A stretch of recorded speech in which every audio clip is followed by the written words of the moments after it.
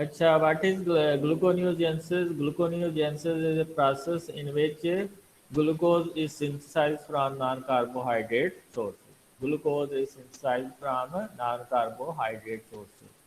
तो ग्लूकोन्यूजेंसिस को अगर देखें तो ये क्यों जरूरी है? Why gluconeogenesis is a necessary? ठीक है, ये शॉर्ट क्वेश्चन आ सकता है आपको कि Y gluconeogenesis is a necessary. क्यों क्यों उसकी जरूरी है? आपके ब्रेन के 40% ब्रेन के सेल जो है उनको ग्लूकोज चाहिए होता है for its functioning.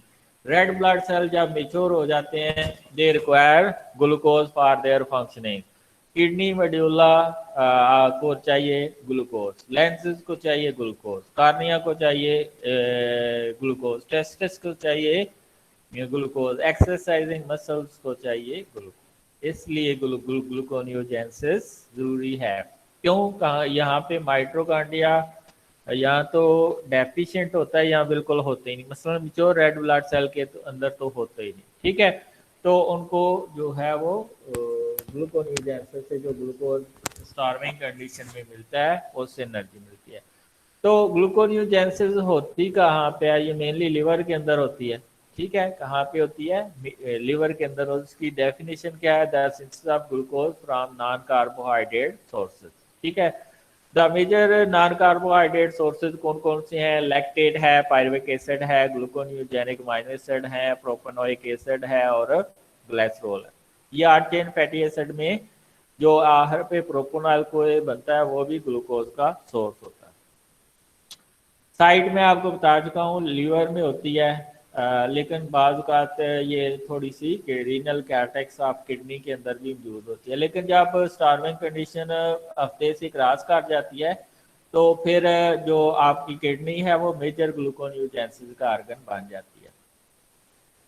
The pathway is partly mitochondrial and partly cytoplasmic, यानी कि दोनों के अंदर होती है, ठीक है। ये इंपॉर्टेंस मैं आपको बता चुका हूँ, ठीक है।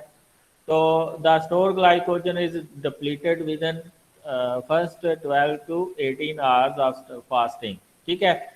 जब 12 से 18 घंटे तक अगर आपने कुछ नहीं खाया हुआ तो फिर ग्लूकोज ग्लाइकोजन के जो स्टोरेज रिजर्व होते हैं लीवर के अंदर और मसल्स के, मोस्टली मसल्स के अंदर, वो डिप्लीट हो जाते हैं, ठीक है। तो अगर प्रोलॉन्ग फास्टिंग होती है, प्रोलॉन्ग स्टारवेशन होती है तो फिर ग्लूकोनियोजेंसिस स्पीड अप हो जाती है, प्रोटीन कैटाबॉलिज्म ज़्यादा हो जाती है और फैटी एसिड मेटाबॉलिज्म ज़्यादा हो जाती है। तो फिर क्योंकि ब्रेन्स को चाहिए होती है ग्लूकोज, रेड ब्लड सेल को चाहिए होती है ग्लूकोज, तो फिर ग्लूकोनियोजेंसिस का अमल स्टार्ट होता है। तो आपको पता है कि हम ग्लूकोनियोजेंसिस को कहते हैं it is the reverse process of glycolysis. अगर आपको ग्लाइकोलिसिस आती है तो ग्लूकोनियोजेंसिस आपको इजीली यानी कि आ जाएगी। आपने क्या करना है? ओनली जो 3 इरिवर्सिबल रिएक्शन है ग्लाइकोलिसिस के उनको रिवर्स कर देना है, तो जो पायरुवेट है वो दोबारा किस में चेंज हो जाएगा? ग्लूकोज में। जो 3 इरिवर्सिबल रिएक्शन है, पहला, तीसरा और 10वां, ये इरिवर्सिबल रिएक्शन है। इसको अगर आप रिवर्स कर दें तो पायरुवेट किस में चला जाएगा? ग्लूकोज के अंदर। कौन से आपने 3 रिएक्शन रिवर्स करने हैं? पहला, तीसरा और 10वां। तो सबसे मुश्किल है 10th रिएक्शन को रिवर्स करना। जब पायरुवेट बन जाता है तो पायरुवेट से फास्फोइनोल पायरुवेट का बनना, उसमें आपको माइटोकॉन्ड्रिया की हेल्प भी चाहिए होती है, क्योंकि पायरुवेट पहले जाता है माइटोकॉन्ड्रिया के अंदर, वो चेंज होता है किसके अंदर? ऑक्सालो एसीटेट के अंदर। ऑक्सालो एसीटेट बाहर आता है साइटोप्लाज्म के अंदर, उसके ऊपर फास्फोइनोल इनोल कार्बोक्सीकाइनेस जो है एंजाइम ऐड करता है, तो फिर फास्फोइनोल पायरुवेट बनता है। तो 10वां रिएक्शन रिवर्स करना बड़ा ही मुश्किल है, ठीक है। तो इन जो पहला रिएक्शन है वो रिवर्स होता है ग्लूकोज 6 फास्फेटेज एंजाइम के थ्रू। जो तीसरा रिएक्शन है वो रिवर्स होता है फ्रक्टोज 1 बिस फास्फेटेज एंजाइम के थ्रू। फ्रक्टोज 1 6 1 को आपने ब्रैकेट में लिखना है 1 बिस्फास्फेटेज, यानी कि ये फर्स्ट पोजीशन से फास्फेट ग्रुप को रिमूव करेगा। तो जो 10वां रिएक्शन है उसके अंदर दो रिएक्शन आ जाते हैं, एक पायरुवेट कार्बोक्सिलेज का जो पायरुवेट को ऑक्सालो एसीटेट में चेंज करता है और ऑक्सालो एसीटेट साइटोप्लाज्म में आता है, उसके ऊपर फास्फोइनोल पायरुवेट कार्बोक्सीकाइनेज एंजाइम ऐड करता है और वो फास्फोइनोल पायरुवेट में चेंज हो जाता है। इस तरह 10वां रिएक्शन भी जो है वो रिवर्स हो जाता है। ये आप देखें, ये 10वां रिएक्शन है। 10वें रिएक्शन में क्या होता है, ये जो पायरुवेट है ये किस में आता है, ये आता है माइटोकॉन्ड्रिया के अंदर, वहां पे पायरुवेट कार्बोक्सिलेज एंजाइम ऐड करता है। 3 इसको चीजें चाहिए होती हैं ABC। तो जो ग्लूकोन्यूजेंसिस है वो जो है वो ज्यादा होती है ड्यूरिंग ग्लूकागान हाई लेवल। ग्लूकागान एक हार्मोन है जो जब स्टार्विंग कंडीशन होती है तब प्रोड्यूस होता है। तो ये जो पायरुवेट कार्बोक्सिलेज है ये क्या करता है, पायरुवेट को ऑक्सालो एसीटेट में कन्वर्ट करता है। इसके नीचे लिखा होता है एसिटाइल कोए। ये जो एसिटाइल कोए है ये ओब्लिगेट एक्टिवेटर है पायरुवेट कार्बोक्सिलेज का। आपको पता है जब आप स्टार्विंग कंडीशन में होते हैं तो बहुत ज्यादा फैटी एसिड मेटाबोलाइज होते हैं।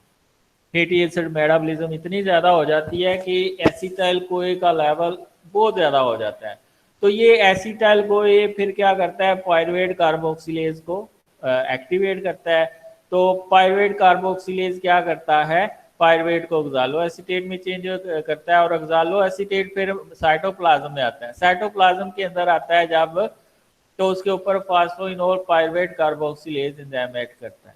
तो फास्फोइनोल पायरुवेट कार्बोक्सीकाइनेज क्या करेगा, इसको फास्फोइनोल पायरुवेट के अंदर चेंज कर देगा। ठीक है, फास्फोइनोल पायरुवेट। इस तरह जो 10वां रिएक्शन है ये रिवर्स हो जाएगा। 10वां रिएक्शन है ये रिवर्स हो जाएगा। वैसे क्या होता है, फास्फोइनोल पायरुवेट जो है वो पायरुवेट में चेंज होता है पायरुवेट काइनेज की मौजूदगी। ठीक है, और इसमें हाई एनर्जी मॉलिक्यूल इसको इनहिबिट कर रहे होते हैं, लाइक ATP और एलानिन इसको इनहिबिट कर रहे होते हैं। इसको एक्टिवेट कर रहा होता है पायरुवेट कार्बोक्सिलेज और लो एनर्जी ऑफ लेवल इसको इनहिबिट कर रहा होता है। ये हाई एनर्जी ऑफ लेवल आ जाता है जब स्टार्विंग कंडीशन होती है, और वो हाई एनर्जी कहाँ से आती है, वो फैटी एसिड मेटाबॉलिज्म से आती है। ठीक है, तो ये आपके रिवर्स हो गया 10वां रिएक्शन। फिर आपके पास तीसरा रिएक्शन आएगा। तीसरे रिएक्शन में क्या होगा, फ्रक्टोज 1,6 बिस्फास्फेट के ऊपर फ्रक्टोज 1,6,1 बिस्फास्फेटेज एंजाइम ऐड करेगा। तो ये फर्स्ट कार्बन का जो फास्फेट ग्रुप है ये रिमूव होगा। ठीक है, तो ये रिमूव होगा तो क्या होगा, फ्रक्टोज 6 फास्फेट बनेगा, इसके ऊपर फ्रक्टोज 6 फास्फेटेज एंजाइम ऐड करेगा और ये ग्लूकोज में चेंज हो जाएगा। ठीक है, वैसे ये जो आपको प्रोसेस दिखाया गया है ये इतना सिंपल नहीं है। ठीक है, ये आपको एंडोप्लाज्मिक रेटिकुलम के अंदर होता है ये प्रोसेस। अच्छा, इसमें जो आपका ग्लूकोन्यूजेंसिस है ये इनहिबिट होती है फ्रक्टोज 2,6 बिस्फास्फेट से, लो लेवल ऑफ एनर्जी से, और सिट्रेट से ये इनहिबिट हो, सिट्रेट से ये एक्टिवेट हो जाती है। ठीक है, सिट्रेट से एक्टिवेट होती है ये वाला फ्रक्टोज 1,6 बिस्फास्फेटेज एंजाइम, और ये दो चीजें इसको इनहिबिट करती हैं, फ्रक्टोज 2,6 बिस्फास्फेट और लो लेवल ऑफ एनर्जी। अब इस साइड पे वाइस वर्सा है, फास्फोप्रोकाइनेज 1 जो है वो एक्टिवेट होता है फ्रक्टोज 2,6 बिस्फास्फेट और लो लेवल ऑफ एनर्जी से, और जो हाई लेवल ऑफ एनर्जी है ATP, सिट्रेट और प्रोटॉन इसको इनहिबिट कर सकते हैं। तो ये आपके 3 रिएक्शन हैं, इनको अगर आप रिवर्स कर लें तो जो पायरुवेट है वो ग्लूकोज में चेंज हो जाएगा। ठीक है, तो आपके अंदर ग्लाइकोलिसिस मसलन माइनो एसिड है, माइनो एसिड सबसे पहले यहाँ तो चेंज होंगे फास्फोइनोल पायरुवेट के अंदर, या वो पायरुवेट के अंदर चेंज हो जाएंगे और पायरुवेट फास्फोइनोल पायरुवेट में चेंज हो जाएगा। सारे माइनो एसिड मोस्टली इसके अंदर चेंज होते हैं फास्फोइनोल पायरुवेट के अंदर, क्योंकि ऑक्सालो एसीटेट में माइनो एसिड चेंज होते हैं और ऑक्सालो एसीटेट फास्फोइनोल पायरुवेट के अंदर चेंज होता है। लेकिन 5 5 अमाइनो एसिड ऐसे हैं जो पायरुवेट बनाते हैं, और पायरुवेट फिर जाता है माइटोकॉन्ड्रिया में, वो ऑक्सालो एसीटेट में चेंज होता है, फिर फास्फोइनोल पायरुवेट बनता है, फास्फोइनोल पायरुवेट कार्बोक्सी काइनेज में की मौजूदगी में। ठीक है, इसमें एटीपी का मॉलिक्यूल यूटिलाइज होता है। ठीक है, तो ये आपके पास ग्लाइकोलिसिस है। ये 3 रिएक्शन आपने ग्लाइकोलिसिस में करने हैं। बकाया तो ग्लाइकोलिसिस करें तो आपके ग्लूकोन्यूजेंसिस आ जाएगी, क्योंकि उसमें से बकाया रिएक्शन तो आपको आते ही हैं, उनको रिवर्स कर दें, और ये 3 रिएक्शन जो रिवर्सिबल हैं इनको रिवर्स कर दें तो ये आपके पास ग्लूकोज सिंथेसाइज हो जाएगा। ठीक है, तो ये आपके पास ग्लाइकोलिसिस लिखी जाए तो ग्लाइकोलिसिस जो है वो एक्टिवेट होती है बाय इंसुलिन। ठीक है, और ये ग्लूकोन्यूजेंसिस कब होती है? इंसुलिन इसको इनहिबिट करती है, जबकि ग्लूकागान और ग्लूकोकार्टिकाइड इसको एक्टिवेट करते हैं ग्लूकोन्यूजेंसिस को। ठीक है, तो ये हार्मोनल रेगुलेशन लिखी हुई है ग्लाइकोलिसिस की और ग्लूकोन्यूजेंसिस की। तो ग्लूकागान और ग्लूकोकार्टिकाइड ग्लूकोन्यूजेंसिस को क्या करते हैं? एक्टिवेट करते हैं, और इंसुलिन इनहिबिट करता है, जबकि ग्लाइकोलिसिस को जो चीज़ एक्टिवेट करती है वो इंसुलिन है। ये आप देखें, पायरुवेट है, पायरुवेट एक्सालो एसीटेट में चेंज हुआ, फिर ये फास्फोइनोल पायरुवेट में चेंज हुआ, फिर ये 2 फास्फोग्लाइसरेट में चेंज हुआ, फिर ये 3 फास्फोग्लाइसरेट में चेंज हुआ, फिर ये 1 3 बिस फास्फोग्लाइसरेट में चेंज हुआ। ये 3 है, इधर गलती से 2 लिखा गया है।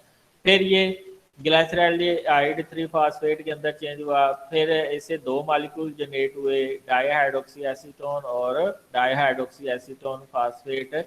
फिर ये अल्डोलेज एक ही मौजूदगी में आपस में मिलते हैं तो फ्रक्टोज 1,6 बिस फास्फेट बनता है।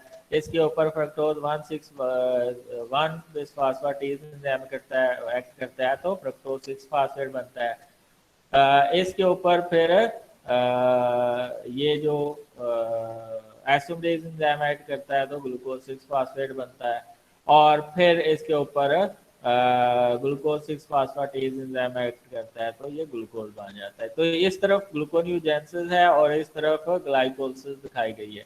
ये आप देखें, ग्लाइकोलिसिस का जो रिवर्स प्रोसेस है वो ग्लूकोन्यूजेंसिस है। ठीक है, ग्लाइकोलिसिस का जो रिवर्स है वो ग्लूकोन्यूजेंसिस है। ठीक है, रेड फॉर्म में आपको दिखाई गई है ग्लाइकोलिसिस और ब्लू फॉर्म में ग्लूकोन्यूजेंसिस। ये अगर आप एक स्लाइड अच्छी तरह से पढ़ लें तो आपको ग्लूकोन्यूजेंसिस आ जाएगी। ठीक है, ये आप देखें अमाइनो एसिड किस तरह ग्लूकोज बना रहे होते हैं। ये आपके पास 6 अमाइनो एसिड हैं जो पायरुवेट में चेंज हो रहे होते हैं, और ये पायरुवेट फिर फास्फोइनोल पायरुवेट में चेंज होता है by changing into oxalo acetate. ठीक है, अब का जितने भी अमाइनो एसिड हैं इसमें से 2 जो हैं वो ग्लूकोज नहीं बनाते, लाइसिन और ल्यूसिन। बकाया सारे अमाइनो एसिड ग्लूकोज की सिंथेसिस में इन्वॉल्व होते हैं, क्योंकि ये अल्टीमेटली किस में चेंज होते हैं? ऑक्सालो एसीटेट के ऊपर, और ऑक्सालो एसीटेट फास्फोइनोल पायरुवेट में चेंज होता है, और पायरुवेट जो है वो फास्फोइनोल पायरुवेट है वो रिवर्सिबल रिएक्शन के तहत ग्लूकोज में चेंज हो जाता है। ठीक है, तो ये आप देख सकते हैं माइटोकॉन्ड्रिया के अंदर ये स्टेप हो रहे होते हैं, पायरुवेट ऑक्सालो एसीटेट में चेंज होता है, ऑक्सालो एसीटेट बाहर आता है, और उसके ऊपर phosphoenol pyruvate carboxy kinase act करता है और फास्फोइनोल पायरुवेट बनता है। तो ये जो रिएक्शन होते हैं ऑक्सालो एसीटेट से फास्फोइनोल ऑक्सालो एसीटेट बाहर आता है। असल में ऑक्सालो एसीटेट पहले मैलेट में चेंज होता है और मैलेट बाहर आता है, तो मैलेट दोबारा ऑक्सालो एसीटेट में चेंज होता है, तो फिर फास्फोइनोल पायरुवेट बनता है। क्योंकि ऑक्सालो एसीटेट माइटोकॉन्ड्रियल मेम्ब्रेन को क्रॉस नहीं कर सकता, तो ये पहले मैलेट में चेंज होता है, मैलेट बाहर आता है, मैलेट दोबारा ऑक्सालो एसीटेट में चेंज होता है। और मैंने आपको सिंपलिसिटी के लिए ये रिएक्शन समझा दी। तो ये है आपकी ग्लूकोन्यूजेंसिस। अब इसमें से आपके मैक्सिमम क्वेश्चन आने चाहिए। ठीक है, ग्लूकोन्यूजेंसिस में आपके मैक्सिमम क्वेश्चन आने चाहिए। Have you any question?